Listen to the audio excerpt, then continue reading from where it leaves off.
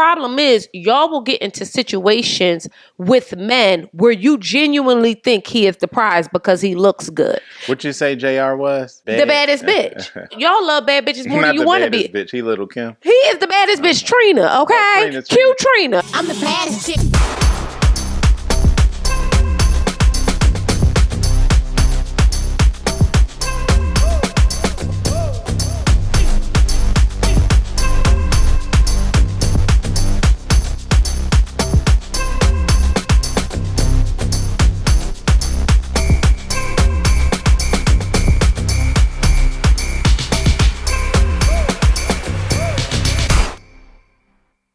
Hello, everyone. Welcome back to our channel. Thank you so much for joining us again. I'm your girl, Intisar Eleanor. This is my beautiful husband, Joe. And this is the Conner's Couch, honey, okay? And we are talking all things today. Married at First Sight, Season 18, Episode 10. It's the 1 month anniversary. We made it. Yes, we did. Finally. So first off, I hope you all had a wonderful, happy new year. We had a great time in Mesquite, hanging out with Otherwise and Buck Cherry for bringing in the New Year's. And it was really, really a good time. So let me tell y'all something, though. I don't normally, I've seen Joe play, I don't know. It's got to be like almost thousands of times. Yeah. At least, right? We've been at this for a million years. But I must say, I've seen you play all types of genres. I love you playing rock music. Oh, oh my God, I love it. Because one, I think they're a good rock drummer, so don't get me wrong, right? I just think you're one of the great rock drummers. Especially live, like Joe is able, like what he's able to do when he's into it, it's just... It really does blow my mind. When I say I appreciate that, it is an understatement. Because if you know Zar, I don't really give out compliments often. But not only that, in her defense, we have been, doing this a long time. So it's like... Yeah, I hear all the songs over and over She again. done seen me on 1,000 different stages. I've seen you play a ton of things. Yeah, but I really do appreciate that. Because I just want to be cool to my wife, You are really cool. I was listening, I was in the crowd, screaming my brains out, looking around, do y'all not hear this man working for the money? He is freaking killing it in here. And y'all, but it's so wonderful. One thing I love about our relationship, and we'll get into Married at First Sight, but I want to say this. One thing that I think is the foundation, and I don't think I make this as big a deal as I probably should. I'm, classically trained in orchestral music. Yeah, for those who don't personally know us, we went to the same high school. Yes. And we were in band and orchestra together. Yes, and we played in all kinds of I've played in all kinds of orchestras and everything like that. Joe obviously as well, but in different capacities. And Zar plays the double reed, so bassoon. In case you guys didn't know.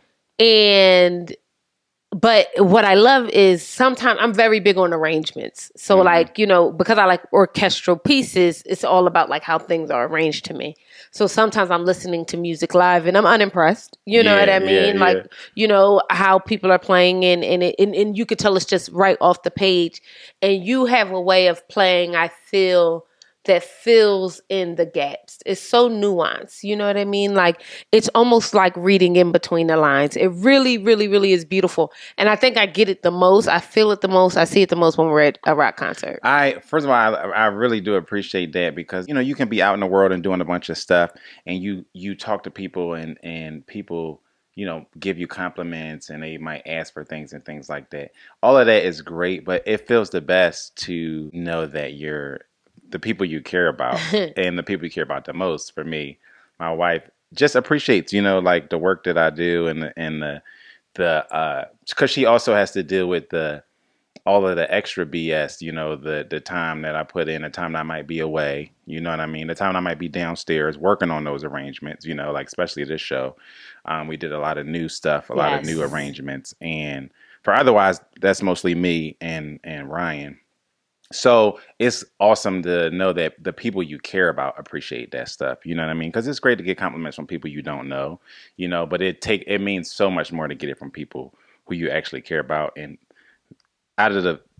all the people in the world, I care about her the most. So that makes my day. So thank you. I really appreciate it. Of course. I love you. And I just want you to know, like, I hear you. How about that? I hear you. Yeah. And she also actually hears me because I'm downstairs. And I'm good about it, though. I don't even complain. I just be upstairs watching my show on 100 volume. Okay? No, she really do, because I'll stop playing and I'll hear women like, wah, wah, screaming at each other. Yeah. I'm like, what is happening? I hope you all had a wonderful new year. We are trying to usher in 25, just renewed energy. We just want to restart. Yes. We just want a restart. So I hope you all are living and thriving in your abundance as we walk through this year. Yeah. But let's dig on into these mother jumpers. Again, we're celebrating a 1-month anniversary. And as we're doing that, things are actively falling apart. I mean, all over the place. It's an earthquake. A married at first sight earthquake. Married at first sight earthquake. And one of the people who are obviously feeling this is Luffy, because Luffy is all over the place. Now, that's Alan's dog, if y'all don't know. That's Alan's dog, if y'all don't know. And I'm starting this off with Luffy because I'm a big energy person, and I haven't been getting the best rest the last couple of weeks or whatever the case may be. And I think it's because just the energy that's been in my, proximity or whatever the case may be. And I think the dog is doing that as well. The dog is diabolical. The dog is, because we did get a comment that said Luffy is not bad like that in real life. Yeah. And I want to believe that of Luffy, okay? But if that's the case, Luffy, I think, baby, you in some energy you don't like. Yeah, like something is happening. And I respect the context of Luffy being brought home, and you know what I mean, because respect to Allen, like he did show up for Luffy and kind of defend her. But I'm gonna say that Luffy has been in this house I don't know how long. I don't know what's up. Y'all better sage. You better get to smudging because something is going on. It must be a ghost. Luffy is giving very possessed. Yeah. Okay, eating the drawers and everything. Luffy is a freak. Very nasty. How about that? Okay, so. Other than Luffy, I put here, he need a trainer. No, Luffy, listen, I love a good dog, but go ahead, baby. I love a good dog, though. A good one. This thing with Madison and Allen is really exhausting. They played tennis. These are the things that stuck out. And then I'll ask you how you feel, babe. They played tennis, and Madison says to Allen, they set up a little bit of a wager. Mm-hmm. Madison says, I want you to bark like a chicken. Is it bark? Squawk like a chicken? And, say that she's the best or whatever the case may be. And Allen just wanted a kiss. This poor man. How did you feel about that? I felt like Madison read the room. We all saw Love and Basketball. He's trying to play for your love. I'll play you. What? One game, 1-on-1. For what? Your heart. He was out there like mother jumping Arnold Palmer or something. Yes. Yes, he was not playing. He was trying to win, and he was trying to win your love. This was supposed to be a cute situation, but this is what I mean about why I don't like how Madison is showing up on this show, because it's not only the big things that she's doing that is very obvious, the overt things, but it's the little things like this. Like, we all know, we've watched Madison now for multiple weeks. We all know that she has it in her to be her flirty, feminine self, yes. Right? She does not display that at all with Allen. This was an opportunity to show up in that way. You were supposed to give him a cute, little loser's challenge and, something in the realm of romance and cuteness and follow his lead up. If you lose, you got to give me a kiss. Not like, I want to humiliate you if you... What is this, a fantasy football league? Yeah, why? Right? Like, shave your head. Yeah, like, what are we doing? But then for her to then not actually give him a kiss. But made him kiss her on the cheek. I did think that was a bit corny. And but it also tracks. Like, I feel like it was corny, but I also think Madison is corny. I think Madison is beautiful. I loved going through there. On the outside, not on the inside. And we got to start clarifying. And I do want to clarify that. I don't think let me backpedal. I think on their wedding day, Madison looked beautiful. Yes. I think in real life, Madison and at the dinner later on, we'll get to it, but I thought she looked, other than that ridiculous necklace from the Dollar Tree. Girl! What was that? But the dress But and everything else, she looked, I could see it. she has potential. You know what I mean? I think she is a good-looking woman. Yeah. Let me say that. Not to say that she is 6. Ugh. I think either way, 6, 7, 8, 5, 4, whatever. She's a good-looking woman. And I did think she looked really beautiful on their wedding day. I really think she has a beautiful smile as well. The problem I have with Madison is that Allen says something about he feels like he can't get a read on her. And Joe and I spoke about this, and I just said, if you can't get a read on somebody, that is the read. Mm-hmm. That's the read. They gave you the answer. You know what I mean? We don't look at cryptograms trying to figure out, just, looking to read a regular book. You know that you have to decipher it. Mm-hmm. And if people want to be deciphered, that's intentional. Yeah.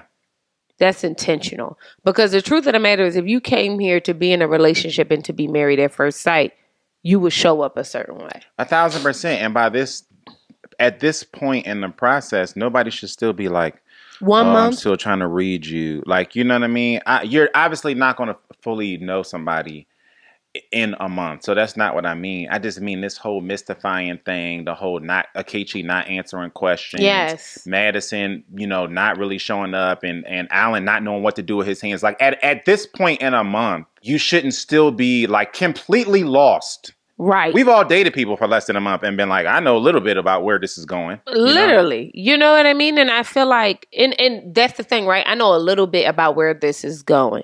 At the very least, in a month into being with someone, you have some idea about where this is going. And the true answer is, if you do not, it is not going anywhere. How about that?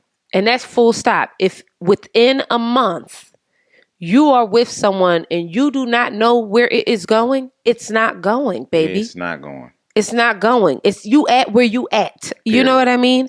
And I think that the unfortunate part is that we're watching a man, quite literally, he's becoming Evel Knievel, trying to figure out how to be close to her. You know what I mean? Yeah. Allen is doing all these things. I'm a jump off a building, and what you want to do, skydiving, and we can play tennis. He's doing all these things because he knows these things is what gets her excited. Right. But with no return, that's exhausting. It is. It really is.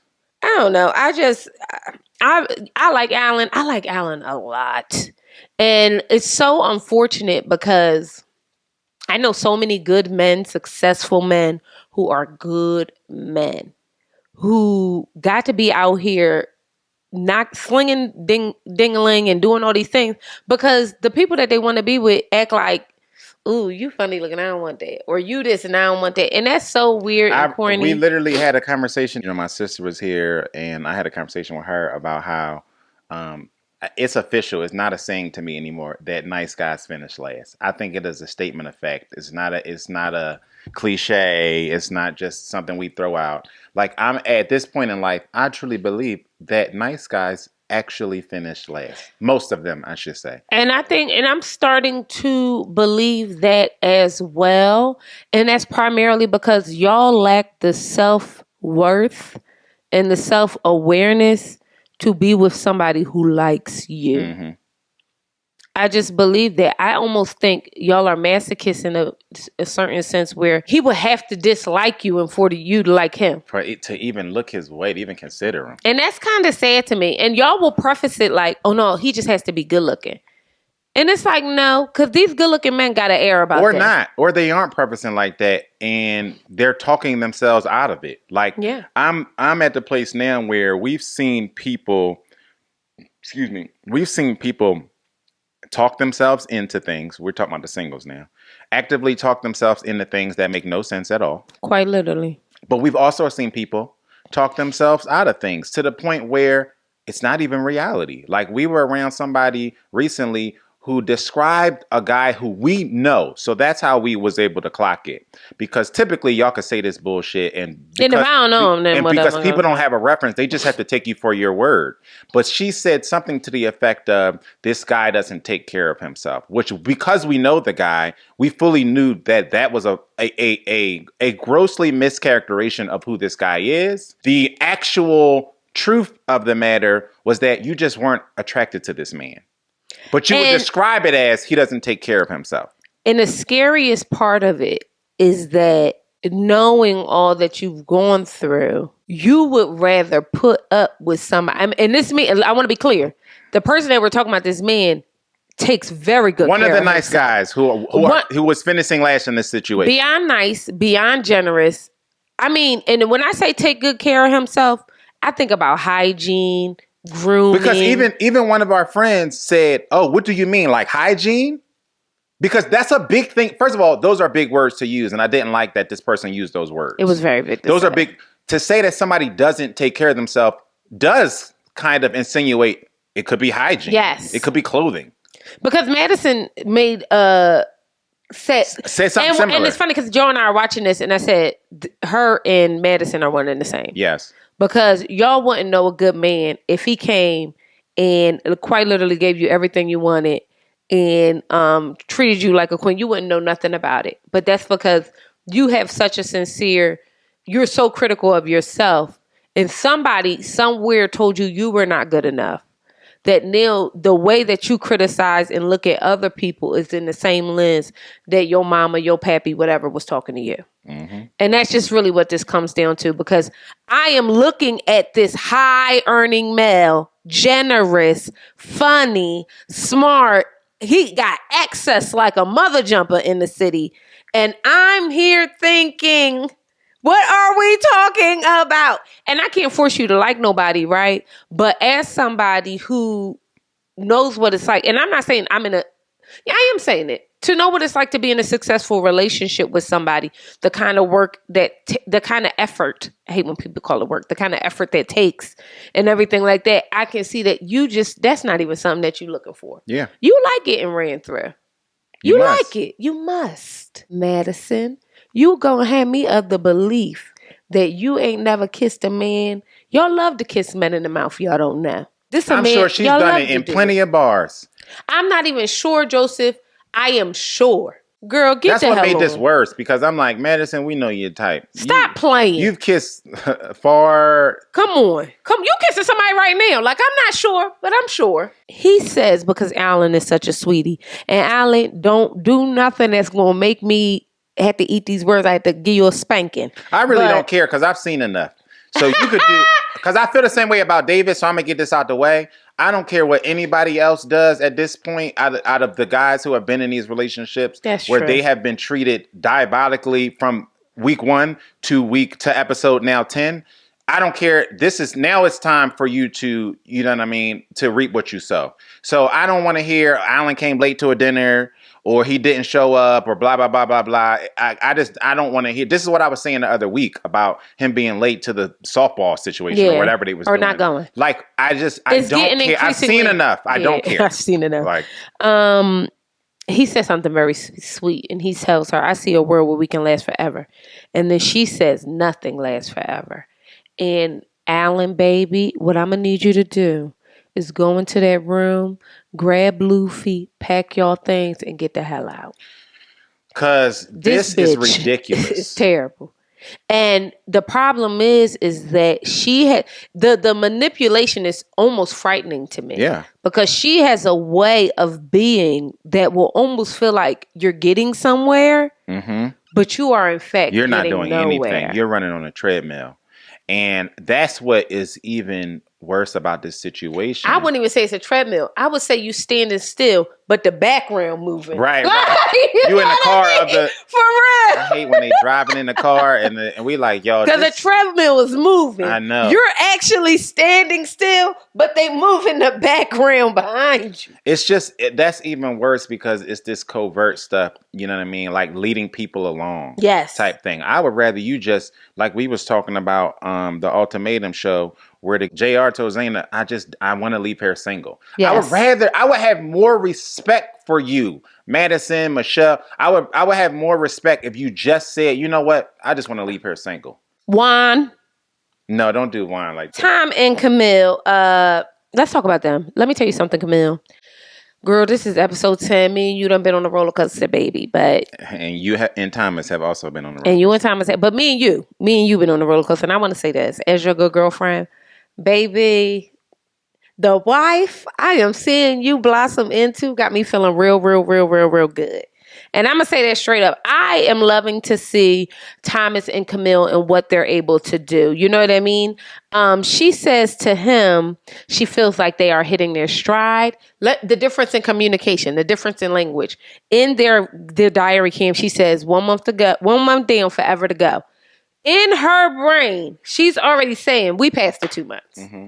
We're going to figure it out. You know what I mean? And let me tell y'all, I am rooting for them. I want them to get all the People magazine spreads. I want them to get all of the, any kind of endorsement they can get. Home Goods, Pier 1. Is Pier 1 still open? All of that. Pier 1 ain't handing out. I want that for her. Maybe Metro PCS. But I think that, this is when I tell y'all that, I'm watching, I'm tuning in to see love and the feels and the vibes. That's what I'm talking about. You know what I mean? I really am not here for the Love Island bullshit. You know what I mean? That's not why we watch Married at First Sight. We expect it on Love Island and some of these other shows. But I want y'all to come in with some sense on here, because I think that especially in a new marriage, there's built-in natural drama that you don't have to create it, and you don't have to bring it along and live in it, right? So this whole thing of people come in and they say, I'm just going to, I'm not going to change for anybody. You know what I mean? Like, that's just you creating drama. Yes. Like, you should be flexible, be open, figure out what are the things that I do need to work on, what are the things that I, maybe need to bend a little bit on. And I think Camille did that. I'm going to give her some credit. I think she did that because we stopped hearing about his R&B swag. Well, I think he threw her up against the wall a little bit. You know what I mean? But I think busted wide open. He did all that. But I think Camille did that. And in stopping to harp on these things that are so trivial, then you get to live in the moments and enjoy the person that exists in front of you. Yes. And that's when Thomas is able to shine through and do these cute little nice things for her. And then she could feel doted on and feel courted and things because like that. He is doting. Yeah. And I want y'all, this is a master class. Oftentimes I tell a lot of women, you have to date somebody who likes you more. But I'm leaning more towards now. I always tell people, it's enough. You got enough pretty for the both of y'all. I'm not saying date you an ugly muggly man. I'm saying get you somebody who is going to do Thomas for you. Mm-hmm. Like, we're seeing in real time a woman stand on business in a way where she's getting everything that she's going to want from this man. She's being strict with him, and he don't have no problem with it. Do you want to know why? Because he genuinely think he hit the lottery with her. And you could tell. He genuinely thinks that. And she genuinely thinks she is the lottery. See, the problem is y'all will get into situations with men where you genuinely think he is the prize because he looks good. What you say JR was? The baddest bitch. Y'all like bad bitches. Y'all love y'all love bad bitches more than you want to be. Bitch. He little Kim. He is the baddest bitch, Trina, okay? Cute Trina, all right? Like, he really is. And the truth is, all of y'all like men like that. So much so, y'all will contort yourself into a pretzel, lose all of your standards just to be in the presence of a bad bitch because you forgot that's who you was. You forgot you are that, right? So what we're seeing with Camille is her knowing, I'm that girl. I told you to be here at noon. You ain't here at noon. What's the excuse? When she got strict with him, I said, this is what I like to see. Because the problem is, if he had the R&B swag like she really wanted, if he wouldn't have shown up, she'd have found a reason why. We've seen it happen. We've seen it happen live and in color. And and nobody else could tell me otherwise. Because people like to lie to my face. Do they not, Joe? Yes, we've seen it. I mean, people lie to me all the time. We've seen men do really diabolical things to upstanding women who should be considered the baddest. Right? But they like it. And they will twist themselves into a pretzel to excuse it because why? They believe that he takes care of himself when we're really talking about. They think he's cute. They think he's the baddest bitch. And he don't give a damn about you. See, he is the baddest bitch. You're the scum of the earth to him. Mm-hmm. You are welcome. How about that? No. You are welcome. We've seen them treat him that way. And then they come and give us all the excuses in the world why they didn't do this, didn't do that. It's really wild. And what I'm saying is you want to have the ability in the room and the confidence to be in this space with a man, your man, whatever, and be able to say, these are my boundaries. Basketball is very important to me. You need to show up on time. She does not say that. I bet you a dime. She does not 100%. say that. If he got the R&B swag. I don't care what none of y'all say. She doesn't say that. Y'all don't advocate for yourselves in front of people y'all think y'all lucky to have. Yeah, she doesn't. And the problem is, baby, you are Lady Luck. You are Lady Luck. And if you knew that, see, I never had that problem. I am delusional. So for me, I really do got a God complex. So I think in every room, people, the Red Sea parts for me. And that might be my daddy or whatever the case may be, but I really do have that complex. So when I say y'all don't stand on business, that's because I watch y'all not stand on business. All the time. Because I'm going to tell a man what to do. It's just in my nature. And not even what to do. I just have a standard by which you will love me. If you do not meet that standard, you have to go. There is no negotiating. We are not bartering about my time. That's my most precious commodity. And the moment y'all figure that out, right? Because a lot of y'all are waking up and it's 15 years later. Yes. And we like to pretend like, 40 and 50 is the new 20. I get it. It's not, though. I get it. No, I get it. Like, I get it. No, it's not. Let's just be clear. Like, it's not. And the truth of the matter is, it's not because the numbers say it's not. Because the bad bitch man that you want at 40 years old, he has shrunk. He has significantly shrunk, the things that he will accept. You know what I mean? Because he done made it to a point now. He come ready-made. He turnkey, because everybody want a turnkey person. Everybody. We had that conversation this past weekend, too. Everybody want a finished product, right? So you get this finished product, man, that's 40-something years old. His standards are way, way up. Way up. Because the numbers say that he actually has more options than you. Because he going to date way younger. I mean. And he might date older. Right. But the point I'm trying to make, and it's not to harp on women, it's more to really, I'm speaking it into you all. And that's really what I'm trying to do. Y'all see how Thomas is loving on this woman? He went and drove out of his way to get her a necklace he wanted her to have because he said, I think you look beautiful in red and this is your birthstone. That type of thoughtfulness a month in, y'all would never experience because y'all are too busy doing that for somebody else. And then came back and accepted his punishment. And accepted and said he would do it again. If the situation stayed the same, he would, knowing everything he knows, he would still do the suicides for her. The baddest bitch would have said, he would have ruined the whole goddamn surprise. And look what I did for you. You know what I mean? And she'd have laid him down and spread it wide. And you're not going to get it. And it wouldn't have mattered if he did it or he didn't do it. And that's the truth. But the thing is, Thomas and Camille, nobody is happier for you than me. Yeah. I am rooting for y'all so hard. It's not even funny because I can see this coming to fruition. And I can see and I don't want Camille, you to hear this and hear me wrong. I can see the blocks just coming down. Like, I feel like for whatever reason, you know what I mean? All of us have a certain wall or foundation for sure. that we have up when we meet people. But I mean, brick by brick, you are shining. It's really beautiful to see. And I'm rooting for y'all because we got 2 black couples on this season, and one of them is going left. One of them is acting a goddamn fool. Is going right. So and so we on y'all back. I hope y'all back don't hurt. But y'all got to carry us. Y'all got to carry us all the way through. Okay, we are rooting for you. And after you bought the mold, even that, see, that's what I'm talking about. The things that Madison does not have. When I tell y'all it does not need to be a cryptogram, right? That's what I mean, right? I'm buying a mold so we can hold hands and have our wedding rings on, so we can see it, display our own form of art.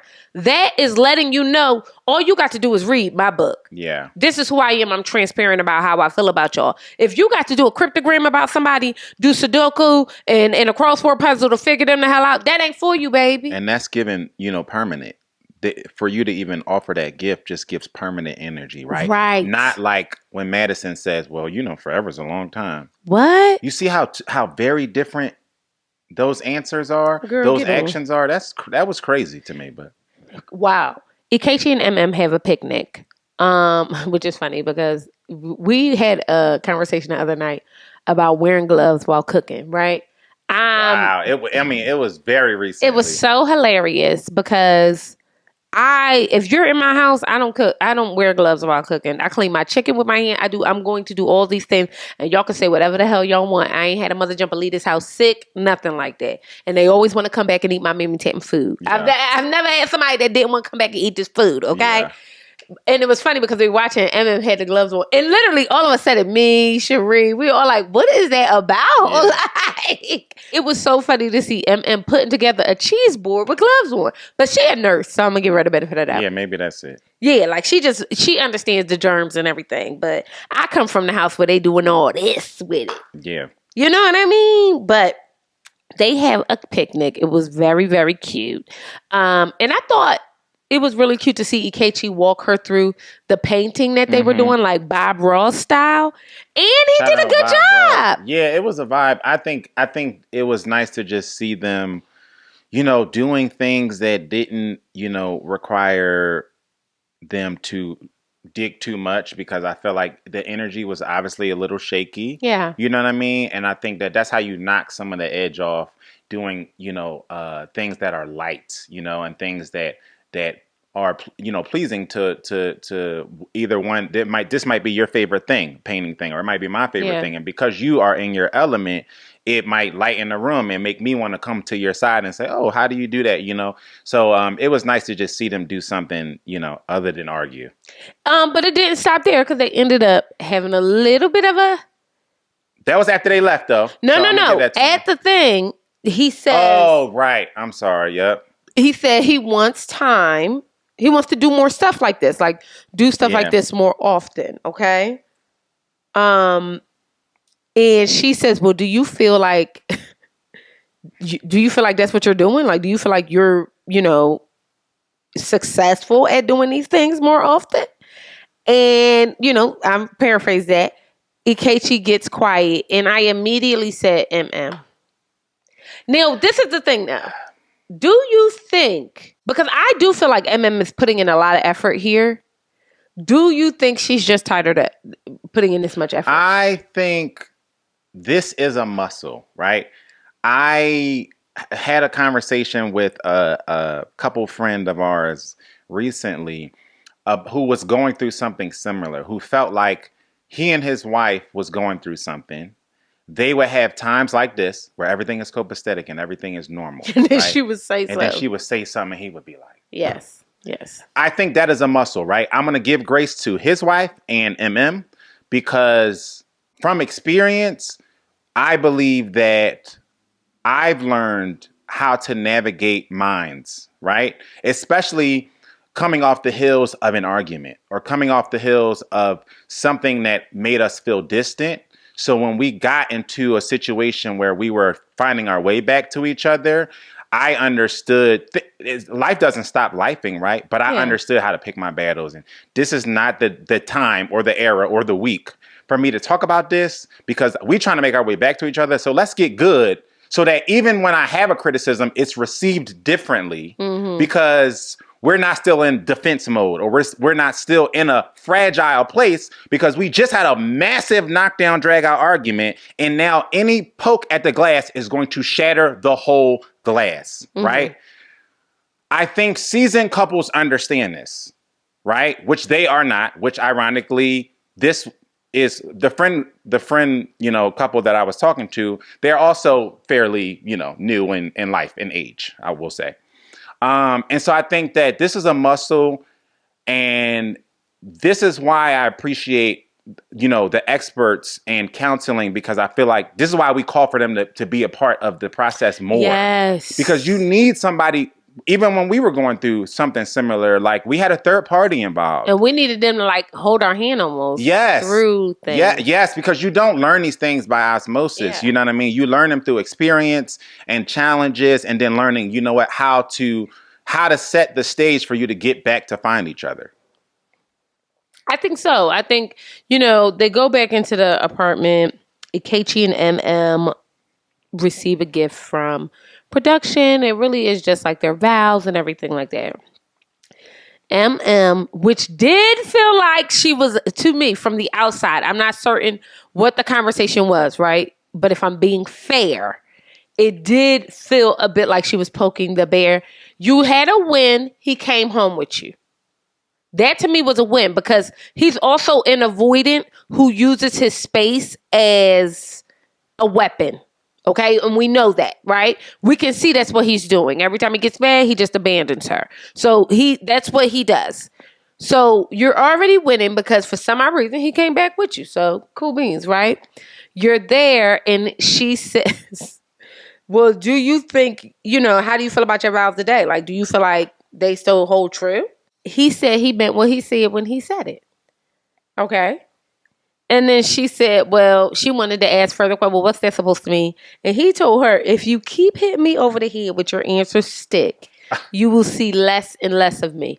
And that's not funny to me. It was the answer stick. The answer stick was so dramatic. The answer stick was dramatic. The problem... but I'm going to say this. Don't lose your train of thought. No. This is the poking the bear that he's talking about. We have to, as wrong as he... To be fair. To be fair, and he had a lot of wrong moments in this episode, and we'll get to it. You're giving him credence. Like, take the win, girl.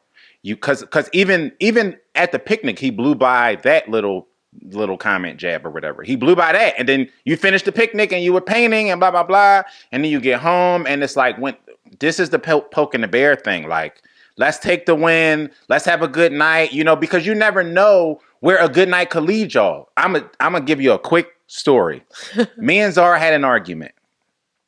We were supposed to go somewhere, and I'm the type where if I'm not feeling it, I'm down to not even go. We ain't even got to go. You know what I mean? But I was working through that. You know what I mean? Ikechi. I was working through that. Zara was like, let's go. Like we still gonna go, whatever. We go on a date. We have an amazing time. We had an amazing time. And it wasn't even an amazing time that we actually planned. Right. Like we went on things that we were planning to do, but the night took a turn to such an amazing time. I don't even remember us having an argument. Yeah. You know what I mean? This is what I mean by like, if you take the win and just blow through it, right? And just live in the moment and try to build off of that win, you might end up having the most amazing night that you have had in your existence. And that argument becomes so far in the distant past that you move on to the next day, and you continue to progress forward, further putting that mess behind you. So I agree. In the history of our dates, that was probably top 5. All because we just blew through it. And the moment we sat down, like the moment we decided we were going out, the energy shifted. So it wasn't like I had to wait until we got to the restaurant in order for you to start being nice. It was just like, no, like we had an argument. You go to your room and get ready. I'm going to go to my room and get ready.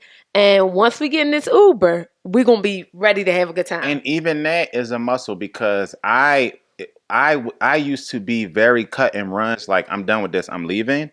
And even that was a muscle that I had to build. The muscle of like, okay, I'm going to do things that work for us. I want to do things that work for my wife, that work for her communication style, that work for her love style. That's something that takes repetition and takes time, takes counseling, takes effort. But you have to, you can't be antagonistic. But you also need help doing these things. Yes. Like yes. You need help. You need. Where are the experts? Because you know what we didn't see this episode? Any expert. Any expert. And I think it was in an effort to get them to celebrate their 1-month anniversaries. But when there's a 5 alarm fire, some of these people need extra love and support. Because you made a good point last week, I think it was, when you said the way that our counselors were on call at the very beginning. If we have a 5 alarm fire, we're calling them. Oh, we need to talk to y'all this week. You know what I mean? They should have the same privilege and the same access. I agree. And we shouldn't see MM in the bathroom crying because by herself because this man called her an a-hole. And then the next day don't see any. That was one of the situations where she should have been able to pick up the phone and say, Dr. Pia, this is what happened. Can we see y'all? And then Dr. Pia say, we're going to meet at 3:00 tomorrow. 1,000%. And maybe that's what happens on the next episode. We don't know, but I do feel like this is a 5 alarm fire. The problem I have with Ikechi is he always has this indignation and no context. Oh, he's so indignant and so I'm somebody's I might not be everybody's cup of tea, but I'm somebody's Hennessy and Coke. It was Crown Royal and Ice the other motherfucking day, bro. Which one is it? Okay, I'm tired. The point I'm trying to make is that, like, when you want to use words, you have no problem doing it. But that's why you need counseling experts too, because it would take a very good counselor to be like, "What does that mean, Akechi? Let's go deeper into that." You know what I mean? 1,000%. Let's peel the onion back and get to the core of what the issue is. 1,000%, and it's that, and he needs specifically a black man in his life to hold him accountable. And let's just get into Michelle and David. I am having mixed feelings about Michelle. Mm-hmm. And I'm going to tell you why.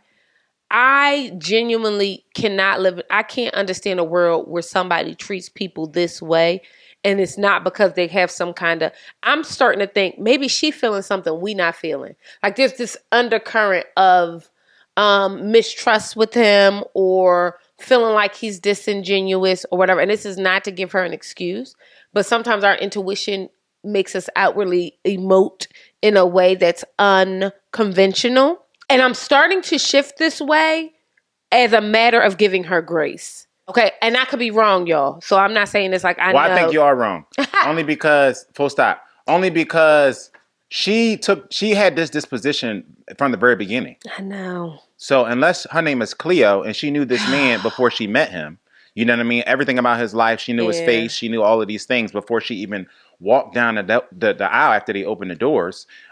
She immediately was treating him this way. I've just never seen anybody hold on to a bone like this for this long. Because it is her excuse and she is able to build off of it. In her mind, she's building a case. Okay. Very similar to Madison. She's building a case for an out. You know what I mean? And everything he does adds to her case, even down to whatever he had on at their dinner. Is this your dinner outfit? He's like, what? Do you not like my outfit? Like, what do you... The guy had on a black shirt and a fleece. But then she says, no, it's not that, but it is that. But it is that. It's everything he does. It's everything he does. So it can't go back to her intuition or something he did or something he said. I'm just like... Because she is everything. This man checked on her and she had a problem with that. Yes, she did. Then she says, well, why did you choose sushi? He was like, well, you enjoy sushi. I am trying to, Case in point. I don't have any problem with it. So but he tied it back to the anniversary. Yes. To the honeymoon, which is full circle. Well, on our first honeymoon. Yes. In our first trip together, we did a little cute sushi thing together. So I thought, this is obviously something that we did. You said you enjoyed it then. So I wanted to bring it full circle. She had an issue with that. And she did. Which was so fascinating to me because I'm like, Michelle, what do you want? And he asked the question he said, I am starting to feel frustrated because I can't make you happy. Then this young woman sits in She had an issue with that. And I'm trying to give you grace, Michelle. I'm trying to find it because in my mind, I genuinely cannot believe that a person could hold on to this bone so tight. It doesn't even make sense to me. Like, it's almost frightening to me. Like, sociopathic. It is. Like, the world that you can create in your brain. Yeah. This man literally says, I am frustrated because I'm trying to make you happy. And she was like, well, you can't make me happy. My happiness is mine. As if he was being offensive by saying, I want to prioritize your happiness. And I'm having a hard time doing that because you're not meeting me in the middle. You knew what he meant. And then he asked her a very poignant question of, well, what does make you happy? Do you know what makes you? She gets an attitude with that.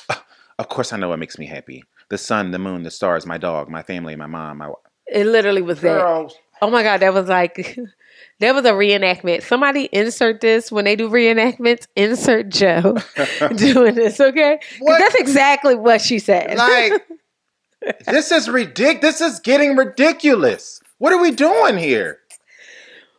Girl, first of all, there are some parts of David that has gotten on my nerves, if I'm being honest. The living at home didn't bother me until I saw how he was living at home. That bothered me, okay? But the reason why that is, they take that out of the equation when they give you an apartment where you both live. 1,000%. 1,000% correct. And I do believe he's only there because he wants to be there. And he said that. I also believe that. You know what I mean? I don't believe he's in any financial hardship. You could tell he's a hardworking guy, whatever the case may be. She says to him, you don't even ask me questions. You never ask me questions, which we know that is not true. We've seen him do it and then be castigated for it. And I was so glad that he stood up for himself. Yeah. Or get nothing, like he said. Or get nothing. He said, you do this. This is exactly what you do. I'm so glad he said it. But this is people being human and having only but so much to give. And I'm just waiting for Allen to get there. Because he's still turning the other cheek, but you can see David is tired. Yes. Like because he very clearly laid it out, accurately saying, I get 1-word answers, yes. I get short answers.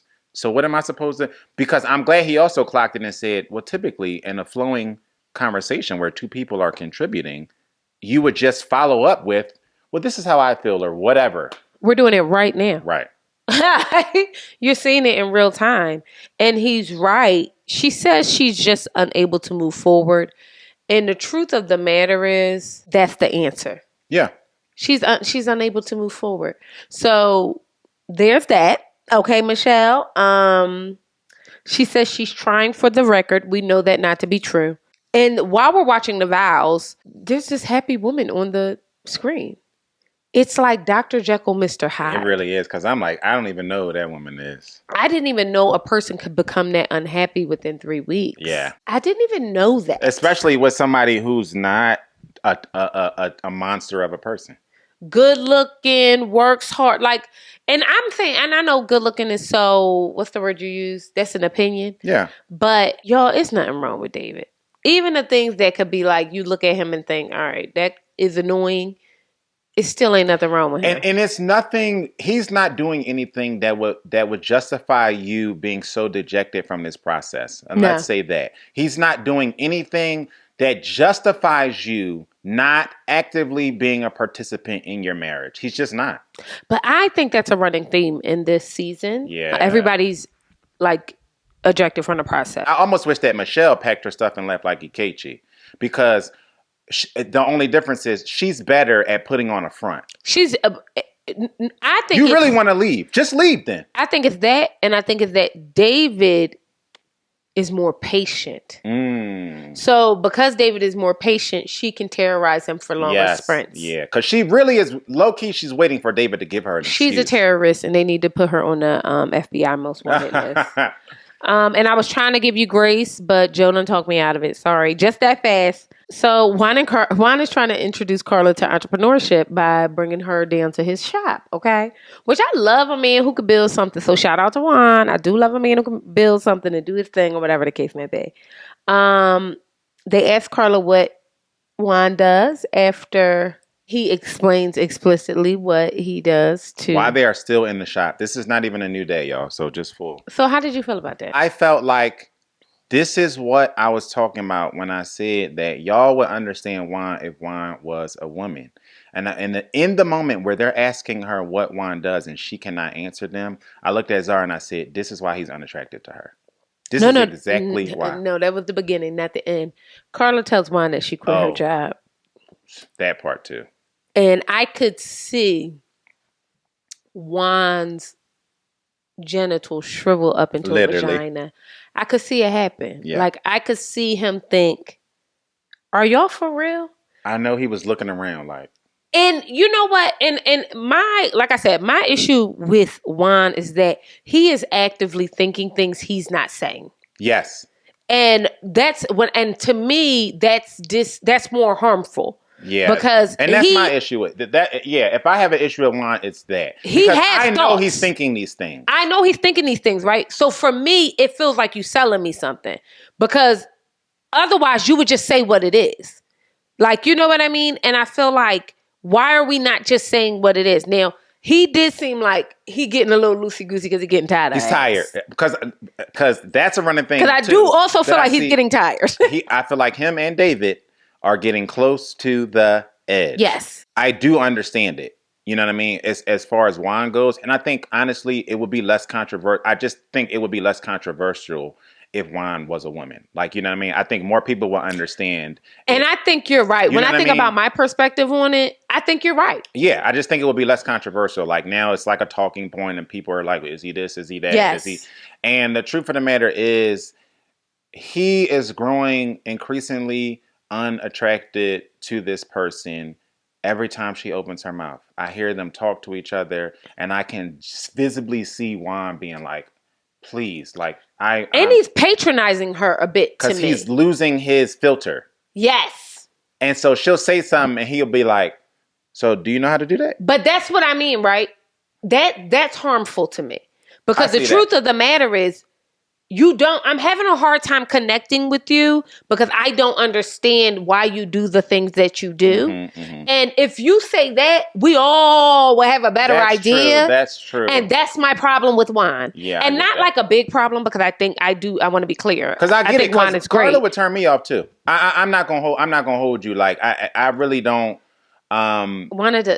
I don't care how bad you look. I don't care. I like smart women. You know what I mean?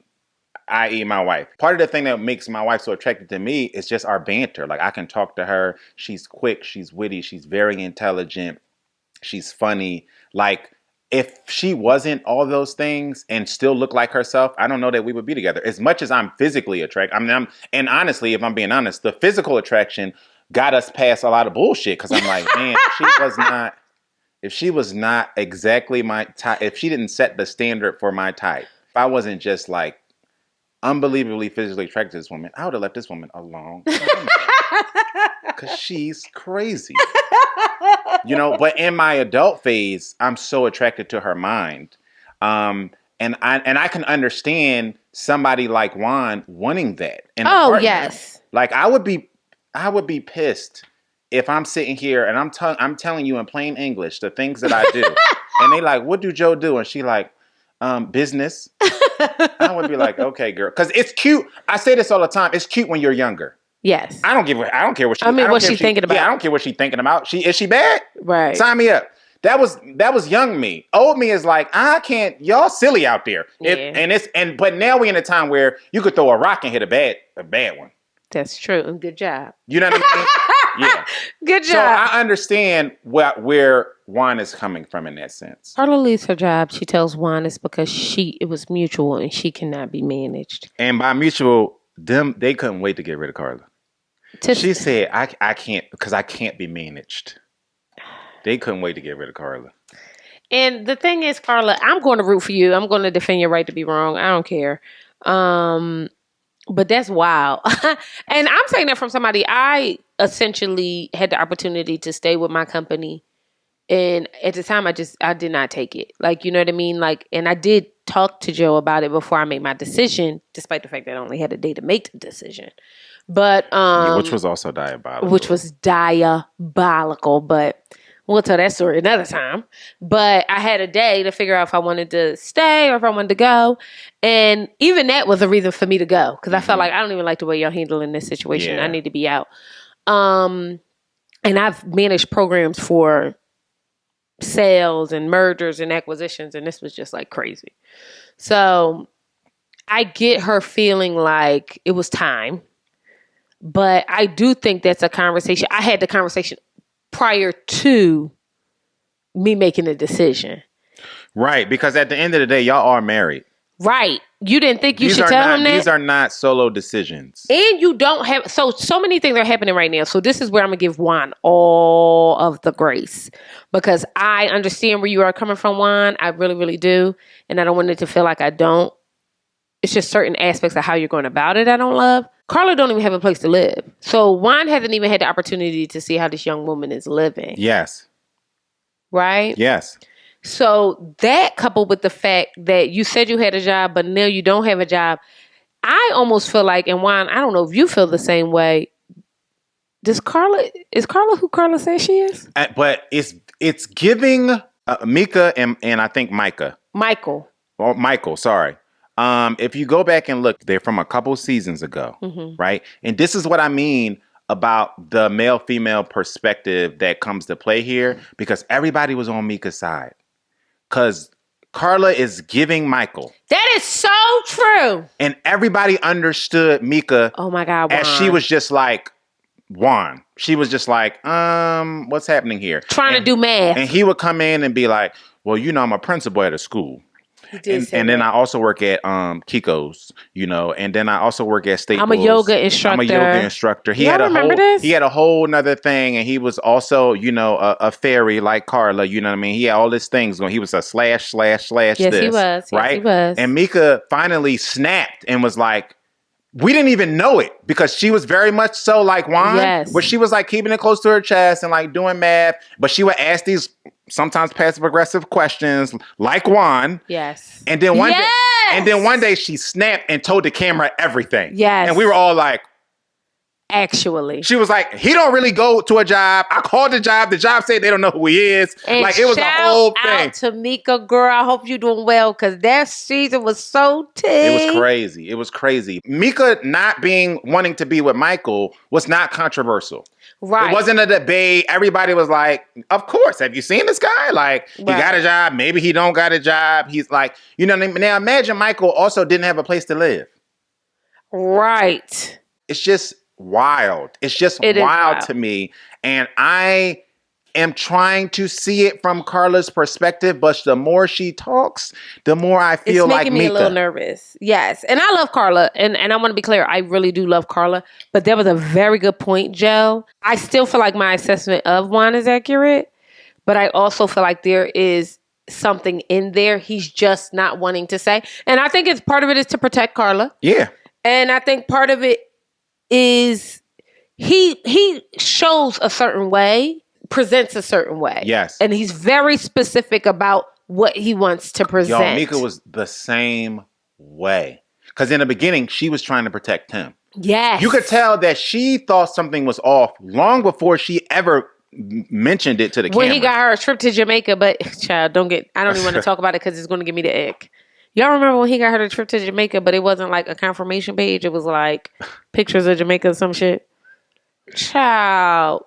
I don't even want to talk about it. Juan continues to ask Carla, what are your expectations for the month? How do you expect to make money? What are you going to do? Like, he got real questions. Real questions. He's not playing. She says, well, I'm going to just do hair out of my clients' homes, which I do. Joe, no, I love a service to come to me. I do love a service to come to me.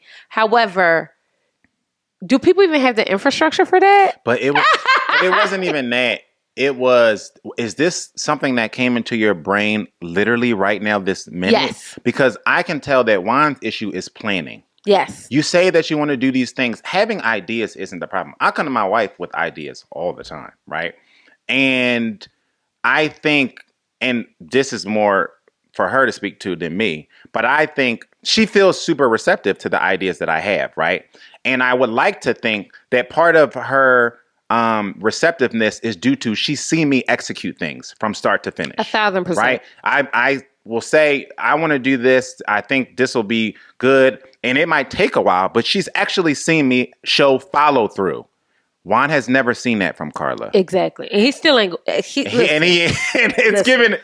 going to see it. Listen, and you ain't going to see it. Okay? So I can understand why he's asking these questions of like, so do you have a price point? Did the lady send you a confirmation? She said, I'm not concerned with that. I want to learn how to do my tarot, which me too, girl. She said, I want us to wake up in the morning and have coffee together. He said, well, we could do that now that you're unemployed. He called her Tommy. Tommy, you don't got no job.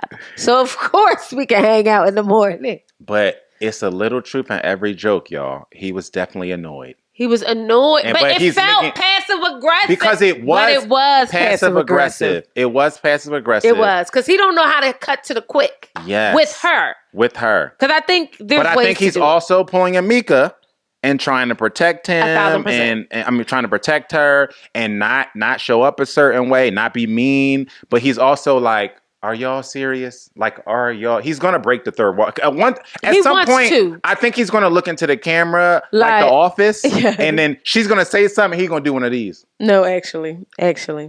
So they celebrate their 1 month anniversary dinner where everybody comes together. They get on the shuttle. David is unable to come because he is working his job. One of his 50 jobs, Michelle. Yes, okay. He's trying to work hard for the money. Everybody comes on. Madison is wearing the mother pearl. The girl had on, y'all. Let me tell y'all something. Enough with the beauty supply jewelry, okay? Girl, why would you ever... Why? I just don't understand think that necklace is appropriate anywhere other than... There ain't nowhere in hell you should be wearing that necklace. Halloween. I just don't get it. Like, she is a beautiful woman. Yes. On the outside, not on the inside. For her to show up, like, the dress was fly, her hair was done right. I mean, they all kind of had on the same dress, but Camille... They low-key all had on the same dress. They all had on the same dress, but Camille and MM was giving Usher at second service. Yes, she was. On Easter Sunday. She was. And then Madison shows up with this necklace from Dollar Tree. And I don't get it. It was so over the top. It frightened me. Like, but then it was like wrinkly. Like, girl, we can see that it's not. But the thing is, y'all, if she would have just took the necklace off, she would have looked amazing. Flawless. Yeah, she would have looked amazing. Flawless. That's the only thing. Because it also covered her arms, and sometimes that's the hard part about her. Like, physically, like, sometimes she comes off a little too But I think firm, because it was so much happening here, it made her like like a Ninja Turtle. Yeah. She looked like a Ninja Turtle. What did it look like, babe? That's what she looked like to me. I don't know. And I feel like, girl, one less thing, you'd have been chef's kiss. What they say? Take one thing off? She should have took that down off. Child. And I love an accessory. Y'all know I love an accessory down. But baby, and I'm a dollar store hoop girl. Madison, please. MM immediately gets on the bus and tell everybody her business. I mean, they ain't even pulled the hell off yet. My issue with this last scene is so many things contributed to its demise. So many things. First of all, I felt like with giving MM room, right? Mm-hmm. I understood her frustration. Full stop. Now let's move to the bus. She gets on the bus. He ain't here because he don't want to be here. I called him twice. I called him over the last 2 days. He ain't answering the phone. I don't know what to do. He called me an asshole. It was given like, wait, let's get to dinner first. Also a muscle, y'all. This is what I mean. Like, one thing you have to know is keep your business, right? Like, that's one thing, because also you can add yeast, right? You can add yeast to an argument that is not even a full-blown fire. It could just be brewing. And then you get outside and you say something like, I don't know, ask her. Ask her what she think about it. You know what I mean? And they don't even know that we beefing. Yes. You know what I mean? And I think that you're in a room full of people who, it's so obvious, don't have the nicest thoughts about Ikechi. Right. It was very obvious to me. And also want to move the spotlight off themselves, Michelle, Madison. Yes. The most interested people in the whole situation are the other diabolical people in the group.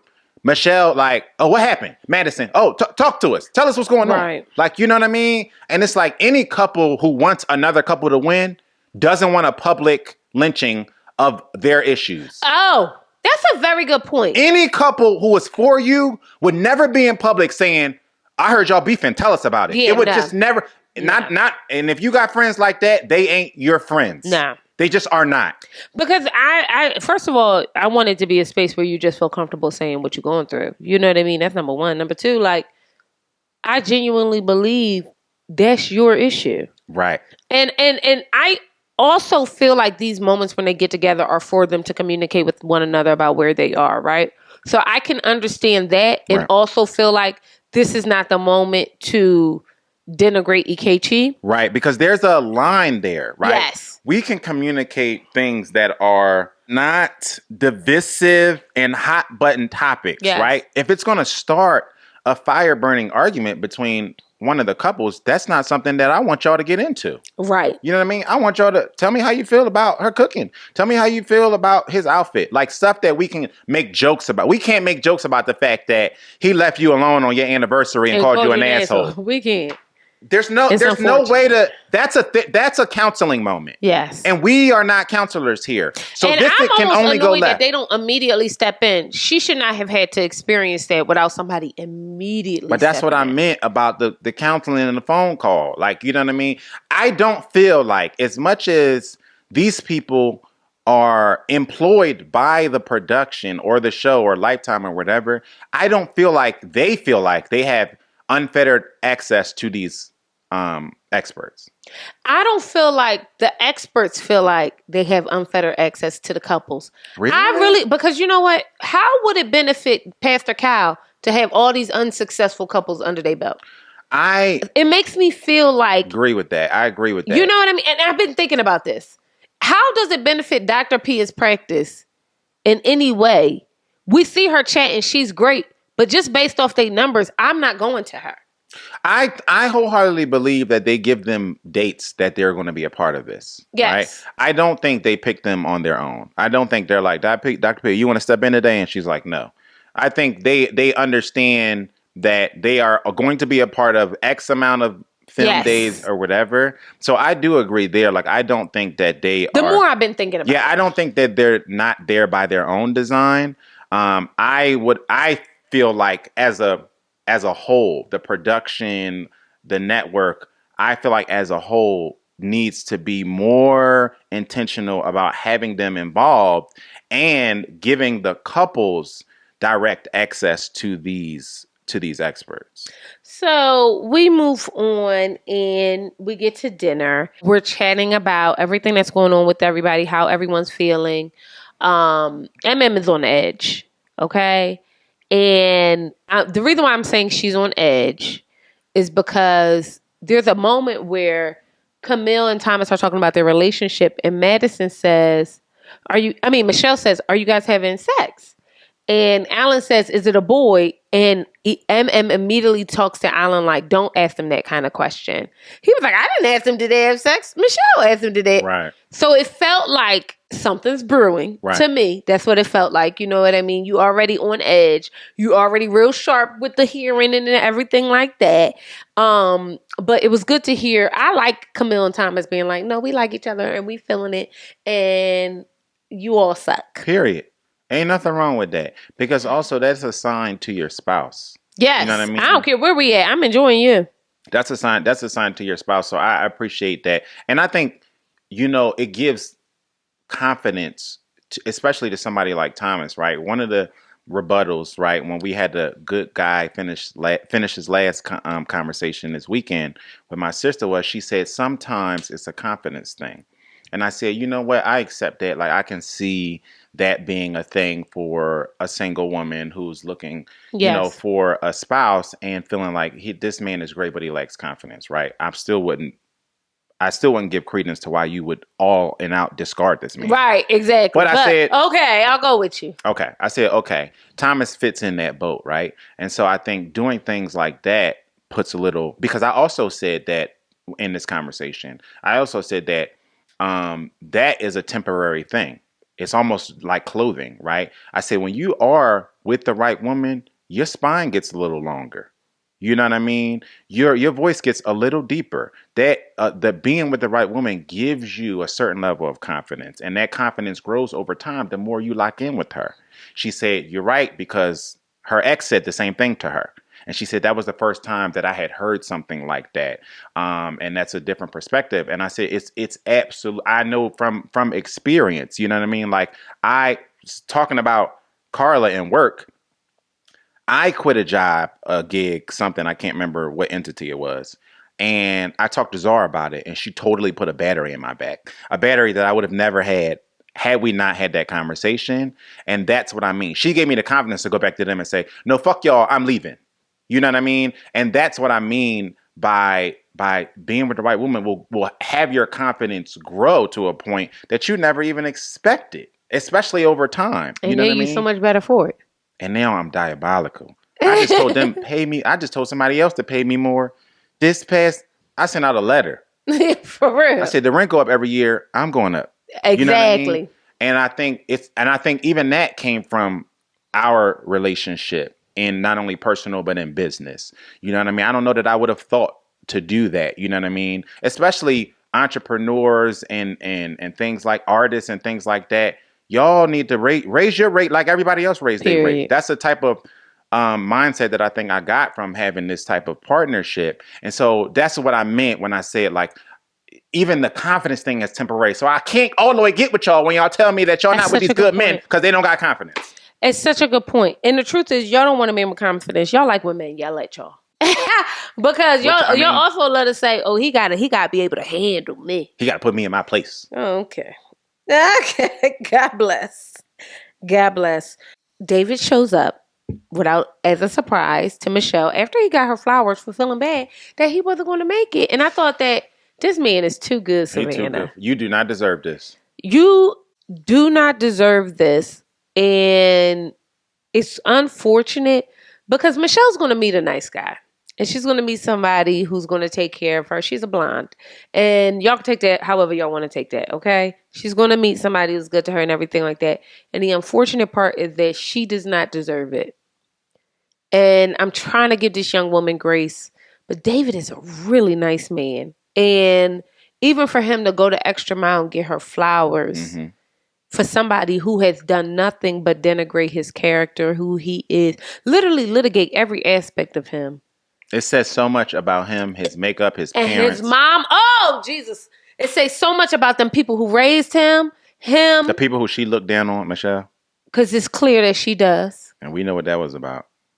But she wanted a light-skinned black man. She did. Okay. But it was she didn't say nothing about his family, though. Which that's the thing. We could talk about that. It was really good to see him show up for her. I felt like that meant a lot. Now, along with him showing up, Ikechi showed up. Okay, like back to back. Yeah. They're literally in the midst of talking about Ikechi, and MM must see Ikechi. But even that, even you made a point where you said, before Ikechi got there, y'all could tell that MM had an energy, right? Y'all could tell that something was going on.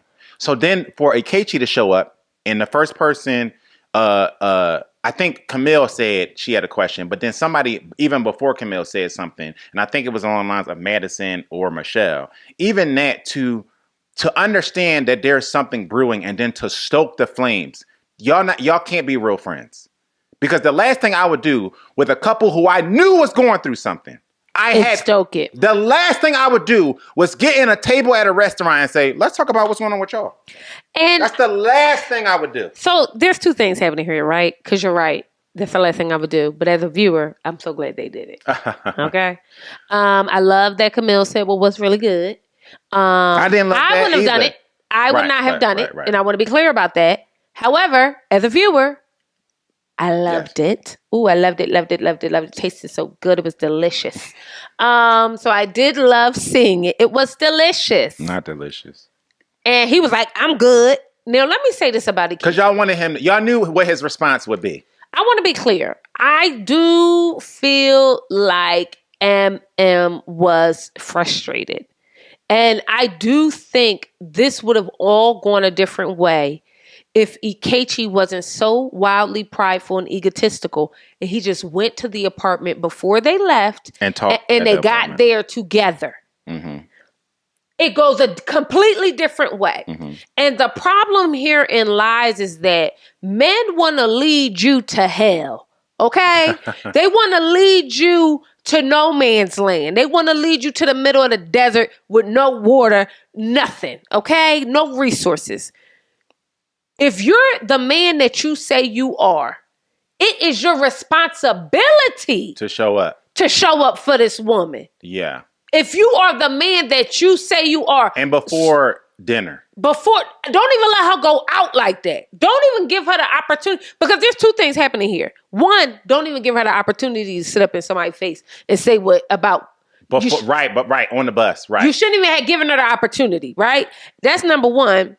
Because of course she's going to be in her feelings. Right. You can't negate the fact that she's going to be in her feelings because you called her out her name. Right.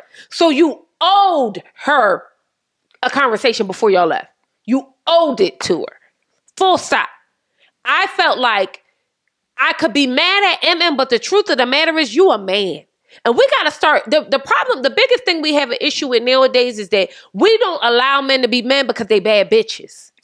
I'm not kidding. We just saw it. I am not kidding. And as a woman who used to love her bad bitch, Joe used to be a bad bitch. No, and I'm keeping it 100.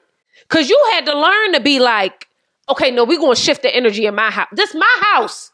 And if you don't think you set the tone for this, you a bad bitch. You a bad bitch. You want somebody to come to you. First of all, I'm still a bad bitch, y'all. Please.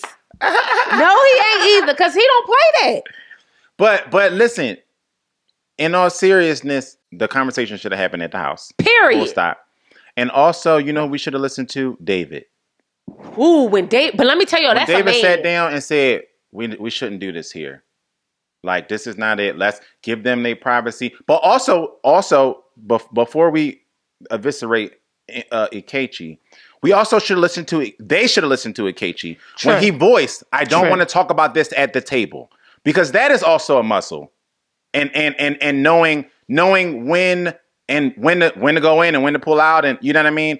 We should have listened to him at the table when he said, this is not because the one thing he did right in this whole situation, and it was probably only one thing. The one thing he did right was say, I don't want to talk about this at the table, and I don't think this is going to get solved at this table. That's the one thing we should listen to. And then David listened to it, and he read the room. David is really the host. We can't remember his name. Now, when we did Love Island, Kendall was the host. Kendall was the host because half the time he was, by himself. But also, David is by himself all of the time in this experiment. David is the host. We should have listened to David when he said, let's not do this at the table, because I know y'all could feel the energy in the room that this has the potential to go left, and too many people were trying to stoke flames. I think David, so I read it differently because David said, I didn't like the way he was talking to you. Right. David was directly paying attention to how it was escalating, because he was he said that before Ikechi say something out of line, I'm going to have to say something to Ikechi. But to David's credit, let's cut it out. To David's credit, he said it before they even got into their spat. The point I'm trying to make is it's nice to see men show up in a room. Yes, let's go there. Because men don't do that when there are other men around. They don't do it. They don't check them. And they could feel like, I didn't like that he said that. They would feel that way. And he said that. So kudos to David. Still wouldn't say it. And he said that. So shout out to David. So I appreciated that. You know what I mean? And it made me really, honestly, like David more. Right. It really, really did. But to get back to Ikechi, this is where me and Juan disconnect as well. Mm-hmm. Because Juan was trying to make it like there's a mutual issue going on. Ron was stoking the flames too, and I didn't like that. He was patronizing MM, and that's annoying too. Because then it's like, as a woman, and also a black woman with a specific perspective, for you to sit in my face and tell me we pointing the fingers one way or another, you and your woman don't even talk to each other, and that's clear. But also, the truth of the matter is, the reason why we shouldn't have broached this subject at this dinner table is you don't know the intricacies of what's going on. That's my biggest issue with this. Y'all do not. Everybody is saying things. They just throwing stuff out there. Yeah, I mean, everybody was. So Juan, it wasn't. You do not know the intricacies of what's going on. Y'all don't even know the conversation that they had with Dr. Pia. Right. You know what I mean? So and then she brought that up too, which I thought. That's what I mean. But let me say this though: when you are dealing with a narcissist, you have to do that. You have to do that. I used to record arguments because I'm like, I'm in this argument and you're taking me on the road, and I'm not going to do that because I'll forget where I'm at, and then I'll just let you spin me. I'm going to record this so I know I said what I said, and I can go back and listen and just understand, like, when you're dealing with narcissists, you have to have these conversations out in public like that, because you have to make sure everybody hears it so that you're not, because what he's going to do, if it's just her and him, she an asshole. Well, she's she's that. I think that's and I hate the overuse of the word narcissist. I think that's valuable in a setting where you're trying to get professional help, right? In a setting like this, where everybody is opinionated, everybody is throwing their 2 cents in, this is only going left and getting messier. I think it's safe. I think it makes sense in a professional environment, Joe. But I think there is safety and transparency. When you feel unsafe in a space with a human that will turn around and say that you accosted them would say that out loud on public television, would say that you're an asshole, would say all these things. Transparency is important. That's why you have to This drama wasn't about transparency. That's what I'm saying. Like, this wasn't about transparency. Madison and Michelle wanted the spotlight off of them. Okay, that's clear. Juan wanted a reprieve. He wanted the spotlight off of him too. He wanted a reprieve from his drama. Yes, he did. You know what I mean? And he wanted to say, we all going through it. None of us like our spouse. I don't even have. That's where I was going. Sorry, y'all. You know what I mean? Hate when I cut Joe off. But that's what I was going. That's where I was going. You know what I mean? It was like everybody had a little bit of an agenda. Yes. You know what I mean? Okay. And the only person who wanted to just save the day and also people's feelings and emotions was David. Because he was the only one who was making sense when he said, this can only go bad. There was no scenario where everybody was going to get Ikechi together and then he was going to turn to MM and say, you know what, MM? Yeah. Everybody at the table is right. I'm sorry. There was no scenario. I'm sorry I called you an asshole. I'm sorry I did this. I'm sorry I abandoned you. Can we do better? Moving forward, these are the things that I will work on. These are the things that I think that we should get better on. And now let's order dinner. There was no scenario where that was going to happen at all. So almost everybody was wrong except for David. There was no scenario where that was going to end correctly. You're absolutely correct. I do understand why MM did what she did. I would not have done it, but I don't think I've dealt with a narcissist in a very long time. And also, you got real friends. Because we wouldn't have been at a table and they know that we going through it and they're like, Zar, tell us more. It just wouldn't have happened. No, and I also don't tell everybody my business. Because sophisticated, successful couples do not. Yeah, I don't tell everybody how I'm feeling about just that. Do not. Somebody said the other day, there was a tweet that was going viral on Threads because we don't mess with the Twitter, the X anymore. And they said, are there any happy married couples? Yes. Sorry, Joe. That was it. And I made the comment of, yes, they just aren't in the comments tussling with the singles. We the only idiots that do it. And that's because we are monetized now. Period, Pooh. While Ikechi is walking out, he's speaking to a producer, which I love that they broke the fourth wall. They gonna do it for the drama, and it was good. It was good. Okay, it was delicious. Sometimes they be tired too. What did the producer say to Camille? What are you doing? Right, she had no time for her. Like, girl, what are you doing? But that producer knew you about to hit the jackpot. Said, shut the hell up and get down that aisle. Yeah, she did. Shut up. And in this case, the producer might be feeling another way. Like, bro, you looking crazy out here. Yeah. So Ikechi says the moment that he said he did not want to have sex with MM, something changed. So, like I said, I don't know. I do believe that something happened where things changed because they're not actors. They were genuine. They had a vibe. They had an energy about them. They was on the trajectory of a Camille and Thomas in the beginning. You know what I mean? And then they got home and it just felt like the energy shifted. And I do think that something happened. And to your point, there weren't, Ikechi wasn't transparent about it. They didn't talk about it. They didn't see Dr. Pia until weeks after even the incident that he's talking about happened. I think for sure something changed. But I just wish I knew what it was. MM said that she felt like he's trying to go to war with her by even mentioning it as if she tried to physically accost him. Mm-hmm. She felt like, that wasn't my intention. Mm-hmm. So why would you even bring it out in that regard? Like, it feels like you want to go to war. What do you think about that? I think that when he brought it out, they were in counseling. My issue with this whole situation is that, to me, there was a 5-alarm fire at some point where this is what I am talking about with the access situation, where I felt like it would have been apropos for them to be able to pick up the phone and call somebody in that moment.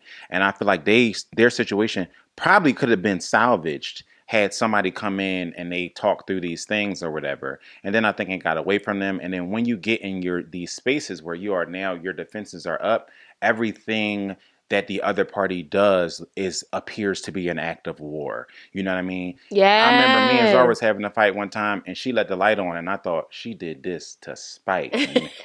I probably did. You know what I mean? But that's what Even happens. though I do like to leave lights when on. you let things fester and then you're not talking, you're not communicating. Now everything is your senses are. I was pissed. That tickled me. I'm sorry. She did this to spite me. You're so petty. And I'm finna get back. I really thought that. You know what I mean? But that's just because we weren't communicating, we weren't talking, and so everything was an act of war. And I think that's what's happening here. I think you're right. I think the problem is, Ikechi, we want to give you the benefit of the doubt, but it's really hard because you are not sharing what is actually going on. Right. You are not communicating what is actually happening. So it's hard to even it's looking like you're the villain. Right. And your okayness with being the villain is not given what you think it is. That's ego too, though. That's ego. But that's what it's given. It's given big ego and not in like the Beyonce Kanye West way. Wow, that was weird. In a world where Black men should be able to be emotional, be open, be transparent about their feelings, he is the exact stereotype everybody is talking about. Mm-hmm. He is the exact and I'm stereotype. Not gonna lie. This is my biggest issue with Ikechi. Because when we do things on TV, especially Black and brown individuals, it is immediately attributed to the entire body. Immediately, right?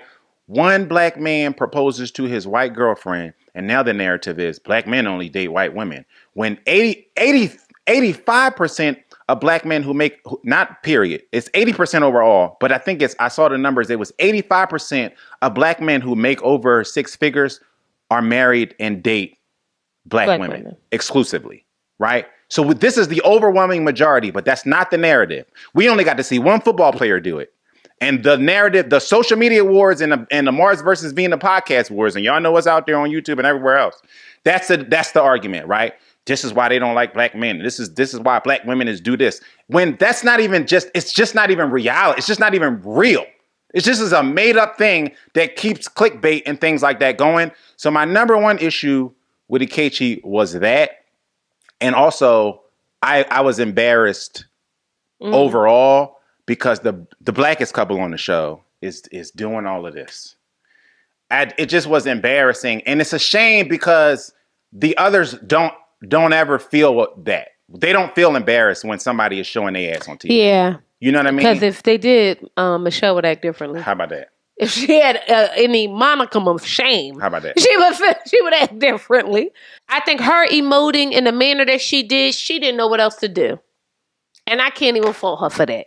Because she out there with a raft with no goddamn things. You know what I mean? But she just what did it look like? She just in the ocean with no oars, child. She doing the best she can. But the point I'm trying to make is Juan don't like Carla. First of all, good night. Wanda, I keep saying Wanda. I don't know why. Because if his name was Wanda, y'all would be with him. We would understand. I'm sorry, Juan. I can't believe I'm apologizing to men. Thank y'all so much for watching this. Let us know how y'all feel about everything. What's going on? What did y'all do for New Year's Eve? Let us know. We want to know that. Also, let us know how you felt about everything that happened in this episode. And watch the after party next week and the week after. Thank y'all so much for hanging out with us. And we'll see you beautiful mother jumpers later. I'm your girl, Zar Eleanor. This is my beautiful husband, Joseph. And this is the Conner's Couch. Peace. Bye.